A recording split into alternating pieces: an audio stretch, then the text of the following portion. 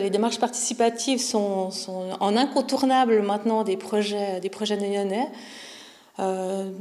Démarches participatives de deux types. D'abord les ateliers d'usage comme Pertan, comme les rives du lac, comme la gare ou comme la place du château, qui accompagnent nos grands projets cœur de ville ou les rives du lac. Ou des démarches participatives telles que la marche des Nyonnes, le forum des seniors, etc. Donc c'est de mettre tout ce qui a été fait, tout ce que l'on fait en ville de Nyon, et de bien mettre la différence entre ces deux types de démarches participatives. L'idée avec ces démarches participatives, c'est finalement d'identifier les problèmes à la racine grâce à l'apport finalement des primo-usagers. Je ne sais pas si c'est seulement les problèmes, mais c'est surtout, par exemple, les ateliers d'usage sont vraiment là, si je prends le square Pertan, de mettre un espace à disposition de la population, un espace sur le futur parc Pertan, mettre des possibilités d'utilisation de cet espace et de voir comment la population utilise ou n'utilise pas, comment elle s'imprègne de ces endroits-là. Et puis ensuite, on observe, on pose des questions aux usagers, aux non-usagers, pour voir comment faire évoluer le projet.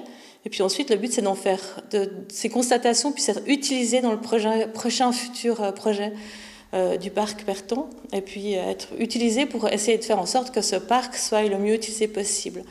Sinon, si on prend le Forum des seniors, c'est d'impliquer une partie de la population dans les projets de la ville de Nyon, à l'échelle de son usage. Alors on peut utiliser des seniors parce que c'est une population avec des demandes particulières peut-être, ou alors des voisins, des habitants dans le quartier, voilà. Et puis de connaître effectivement leur avis sur des projets et pouvoir en tenir compte dans le futur. Et là, vous revenez devant le Conseil avec une demande de crédit d'investissement de 330 000 francs, accordée d'un crédit de fonctionnement de 60 000 francs pour le financement d'un poste de travail à mi-temps. Expliquez-nous ça. Alors je commencerai par le poste de travail qui serait dédié principalement aux ateliers d'usage. Nous souhaitons développer ces ateliers existants, ces espaces existants, mais en développer d'autres pour accompagner nos grands projets comme la gare, comme le Martinet par exemple, ou d'autres projets peut-être au nord de la ville. Nous avons besoin de quelqu'un qui gère, qui puisse travailler avec les mandataires, mais qui puisse aussi travailler avec les futurs mandataires de ces espaces-là. Comme je disais, que les constats faits dans ces ateliers puissent vraiment être pris en compte dans les projets définitifs, je pourrais dire.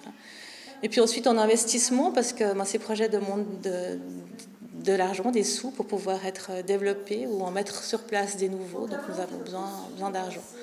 Je terminerai par le Square Pertan. Cet atelier d'usage avait été prévu pour une durée de 5 ans. Nous avons largement dépassé ces 5 ans. Cet espace a besoin d'être refait, remis à neuf.